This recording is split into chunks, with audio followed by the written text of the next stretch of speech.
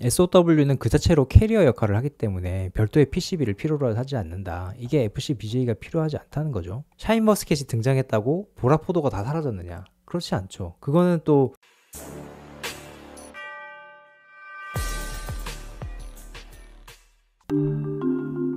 안녕하세요. 키포스트 안석현입니다. 지난주에는 제가 개인 일정 때문에 한 주 방송을 쉬었는데요. 방송 쉬면서 여러 요청을 좀 받았었는데 SOWX에 대해서 한번 다뤄달라는 얘기가 정말 많았어요. 그러니까 이게 지난주에 TSMC가 테크 심포지엄에서 공개한 기술인데 이게 지금 국내에는 글래스 기판 혹은 글래스 인터포저에 대해서 좀 경합관계인 것처럼 알려지고 있어서 이쪽 산업에 투자를 하시는 분들은 굉장히 좀 경계하는 눈빛으로 바라보고 계시더라고요. 그래서 저도 좀 여러 전문가분들한테 여쭤보고 해서 제 나름대로 이제 소화를 해서 말씀을 드릴 텐데, 여러분들의 시간을 좀 아껴드리기 위해서 미리 말씀을 드리면 이 동영상을 끝까지 보셔도 그래서 이 SOWX가 글래스 인터포저나 글래스 코어 기판 산업을 어느 정도 잠식해 갈 것이냐에 대해서는 제가 계량적으로 밝히지는 못했습니다. 왜냐하면 제가 뭐 그까지 능력은 안 되는 거고, 대신에 이 기술이 대체 어떤 것이고 앞으로 어떤 방향성으로 나아갈 것인지에 대해서는 제 나름의 견해를 밝혀놨으니까 그 부분이 궁금하신 분들은 지금부터 같이 알아보시면 될 것 같습니다.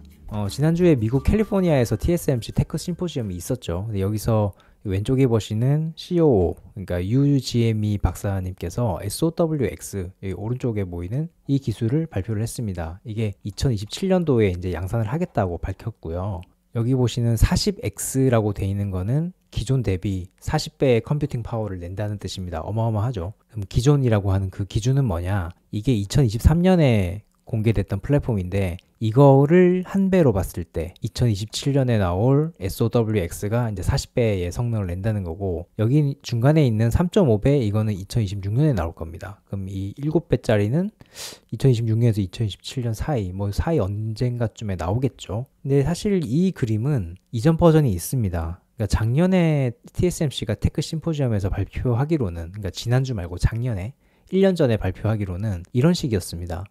2023년에 1배, 26년에 3.5배, 요까지는 똑같습니다. 요까지는 동일한데 2027년도에 이쪽으로 갈 수도 있고 이쪽으로 갈 수도 있고 혹은 양쪽으로 다 갈 수도 있다고 해서 좀 옵셔널하게 표현을 해놨어요. 그러니까 SOW로 갈 수도 있고 혹은 코어스, 기존 기술의 대면적으로 갈 수도 있다, 이렇게 옵셔널하게 발표를 했다가 1년 지나서 이제 올해는 마치 이게 순차적으로 올 것처럼 이제 표현을 해놨죠. 그래서 이걸 보면 이게 SOW라는 게 그래서 코어스를 대체해 나갈 건가? 이렇게 생각을 하기 쉽죠, 일단은.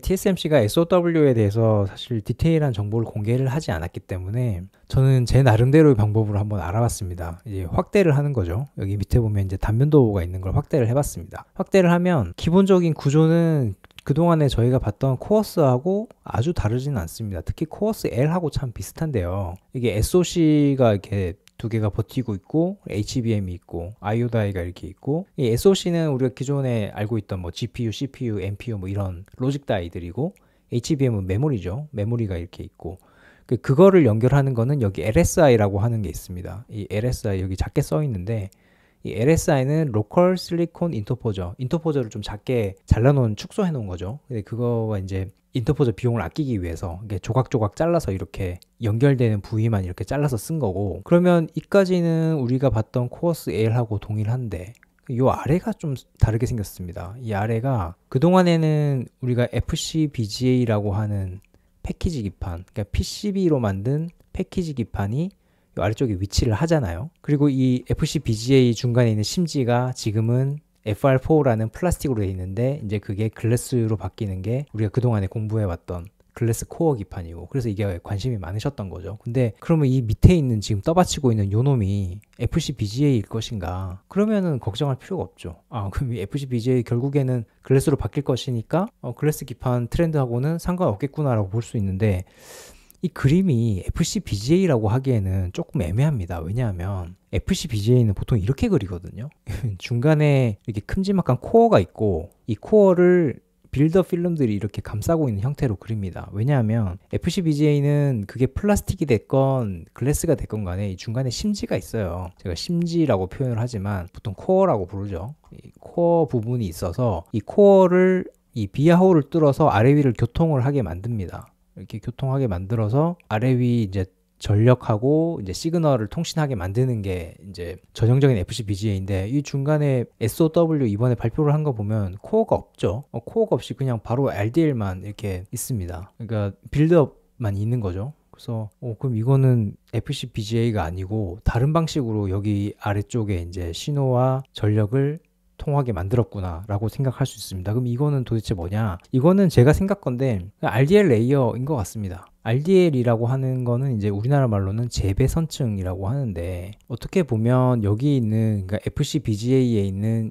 요 ABF를 통해서 형성하는 요 부분 있죠? 이 부분을 PCB 공장에서 따로 만들지 않고 반도체 아래쪽에다가 반도체 공정을 이용해서, 그 반도체 공장 안에 있는 그 포토리소그래피 공정이 있잖아요. 그 공정들을 이용해서 그냥 내재화 시켜버린 겁니다. 그러니까 이게 지금 PCB를 이용해서 이 반도체 아래쪽에다 붙이는 게, 만약에 컨테이너 박스를 갖다 붙이는 거라면 이 RDL층을 형성시키는 건 그냥 대지에다가 내 집을 그냥 짓는 거예요. 처음부터. 어떻게 보면 이 오른쪽에 있는 PCB를 갖다 붙이는 게 규격화가 돼 있고 바깥에서 공정이 이루어지기 때문에 되게 싸고 빨리빨리 뭔가 이렇게 공정이 이루어질 수 있다면, 이 왼쪽에 있는 RDL은 내가 내재화를 이제 반도체 공장 안에서 내재화를 해버리는 거기 때문에 좀 어떻게 보면 비용도 좀 비쌀 것도 같고 좀 느릴 것 같은데, 대신에 굉장히 일체형으로 경박 단소하게 만들 수 있다는 장점이 있습니다. 그래서 제가 논문을 좀 찾아봤는데 2020년에 TSMC의 R&D 연구원들이 낸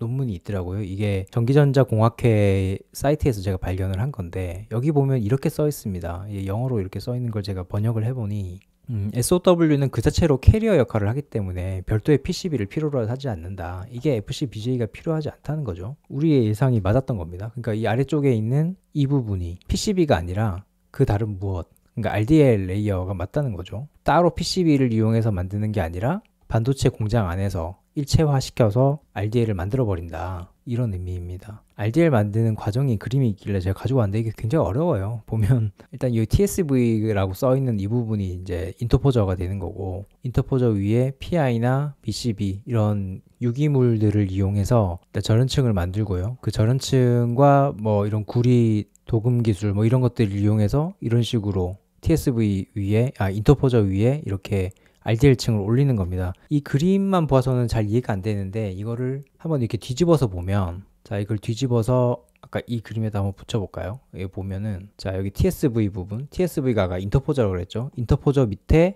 이 RDL이 떠받치고 있는 구조잖아요. 자, 인터포저 밑에 RDL이 떠받치고 있는 구조. 그럼 이 위에 이제 반도체 GPU, CPU, NPU하고 뭐 HBM 이렇게 오면 여기 하나의 이제 SOW가 완성이 되는 겁니다. 뭐 이렇게 기술적인 디테일까지 다 아실 필요는 없을 것 같고 그냥 참고하시라고 제가 가져와 봤습니다. 그래서 결론적으로 보면 이 SOWX에서 FCBGA가 빠지는 건 맞는 것 같습니다. 근데 FCBGA가 빠진다는 건 우리가 그동안에 공부했던 글래스 코어 기판 관점에서 보면 배드뉴스인 건 맞죠. 왜냐하면 우리가 그동안에 배웠듯이 글래스 기판이라고 하면 글래스 인터포저, 그러니까 코어스에서 2층을 담당하는 게 있고, 글래스 코어 기판이라고 해서 1층 제일 아래쪽을 담당하는 게 있는데, 이 1층은 이 FCBGA의 그 코어 부분을 바꾸는 거라고 했잖아요. 글래스로 바꾸는 거. 근데 이게 자체가 빠져버리면 뭐 바꿀 코어 자체가 사라지는 거니까, 그럼 이게 굉장히 좀 배드뉴스이긴 하죠, 일단은. 근데 실리콘 인터포저 관점에서 보면 사실 SOWX가 그렇게 큰 영향을 주지는 않을 것 같습니다. 왜냐하면 여기 아래쪽에 여전히 LSI가 쓰이고 있다는 점, 작게나마 실리콘 인터포저가 쓰이고 있다는 점을 보면 이거는 나중에 글래스 인터포저로 바뀌어야 될 요인이 아직까지 여전히 남아 있습니다. 그래서 제가 파악하기로도 TSMC가 아직 뭐 일본이나 대만에 있는 회사들하고 여전히 그 글래스 인터포저에 관해서 연구를 굉장히 많이 하고 있거든요. 그래서 이 부분에 끈을 놓는 것 같지는 않습니다. 그래서 글래스 인터포저 관점에서는 전혀 걱정할 게 없겠다, 이렇게 볼 수가 있을 것 같고, 그러면 글래스 인터포저는 걱정할 게 없는데 그럼 글래스 코어 기판은 어느 정도 치고 들어올 것이냐를 좀 봐야 될 거잖아요. 근데 저는 그야말로 제 생각인데 이게 시장의 아주 큰 부분을 치고 들어올 지는 않을 것 같습니다. 왜냐하면 이 앞에서도 이제 예시로 보셨듯이 지금 이 그림만 해도 로직 다이가 16개, 그리고 HBM이 64개가 붙어 있는 거거든요. 이 정도의 어떤 스펙이면 이거는 뭐 사실상 슈퍼컴퓨터급에나 들어갈 만한 스펙이라서 이거를 우리가 대규모로 투자하는 AI 서버에다가 이걸 갖다 박을 수 있겠느냐, 좀 그런 생각이 들어요. 그래서 물론 TSMC가 2027년에 이걸 양산한다고 했기 때문에 일부 기업이 분명히 오더를 해서 이거를 개발을 한 거겠죠. 근데 과연 이 비싼 칩을 살 수 있는 회사가 얼마나 될까? 그러니까 어떻게 보면 초 하이엔드급의 SOWX가 그 밑에 코어스, 우리가 지금 알고 있는 SL 그리고 R 뭐 이런 게 있고, 시장을 어느 정도 양분하겠죠. 이 앞에서 설명드렸던 아까 이 RDL 공정만 해도 사실 이렇게 대면적으로 만드는 게 결코 쉽지 않거든요. 이 대면적으로 만들었을 때 이 사이에 페일이 하나도 없어야 된다는 거잖아요. 이 칩이야 SoC나 아니면 여기 HBM이나 이런 것들이야 처음에 다 이제 양불 판정을 해서 굿다이들만 이렇게 올린다고 하더라도 이 뒤에 있는 RDL을 페일 없이 100% 수율로 생산해야 되기 때문에 이것 또한 굉장한 난이도일 것 같습니다. 그래서 이런 거 저런 거 생각하면 굉장히 비쌀 것 같은데 이거를 과연 이 가격을 수용하면서 투자할 수 있는 회사가 과연 몇이나 될까? 그러면 그 초 하이엔드급 시장을 제외한 그 아래쪽에는 글래스코어 기판이 여전히 필요하지 않을까? 저는 그렇게 생각해 봅니다. 이건 좀 러프하게 좀 비교를 해보면 우리가 샤인머스켓이라는 포도가 등장하고 나서 굉장히 인기를 끌었잖아요. 근데 샤인머스켓이 등장했다고 보라포도가 다 사라졌느냐?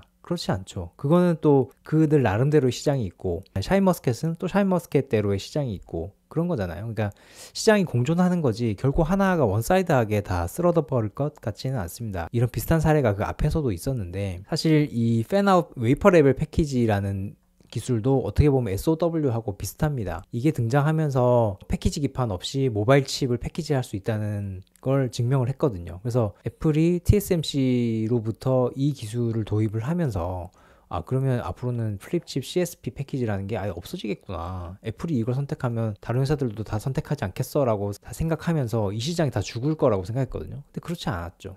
애플 정도만 사실 이거를 전적으로 아이폰에 도입을 하지 다른 모바일 칩 회사들은 사실 그렇게 크게 많이 쓰지 않거든요. 이거는 이거대로 살듯이 저는 시스템 온 웨이퍼나 아니면 코어스, 뭐 대면적 코어스로 가게 되면 이제 이게 글래스 코어 기판으로 바뀔 텐데 그것이 각각 시장을 형성하지 않을까, 아직은 좀 그렇게 보는 편입니다. 앞으로 시간이 가면 TSMC가 이제 SOW에 대해서 기술적으로 어떻게 어프로치를 하고 있는지도 점점 디테일이 나올 건데 제가 그 부분은 캐치가 되는 대로 앞으로 계속 한번 다뤄보겠습니다. 그러면 글래스 코어 기판이나 글래스 인터포저 시장하고 어떻게 경합하는지에 대한 제 뷰도 좀 바뀔 수 있는 거고요. 제가 계속 업데이트를 해가면서 여러분들한테 알려드리도록 하겠습니다. 자, 노동절 연휴인데 잘 쉬고 계신지 모르겠습니다. 이제 저 같은 기자들은 5월 1일 노동절에 쉬지 않고 보통 4월 7일 신문의 날에 쉽니다. 4월 7일에 쉬는데 근데 보통 까먹죠. 신문의 날을 외우고 다니는 사람이 누가 있겠어요. 아무리 기자들이라고. 그래서 5월 1일이 되면 이제 그제서야 자각을 하죠.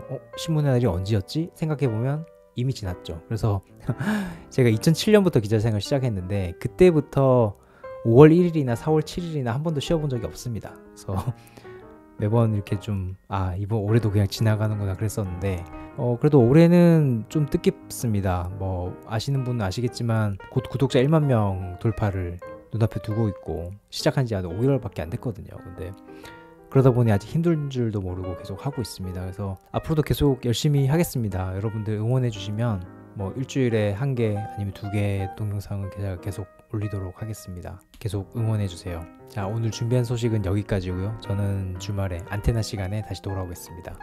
감사합니다.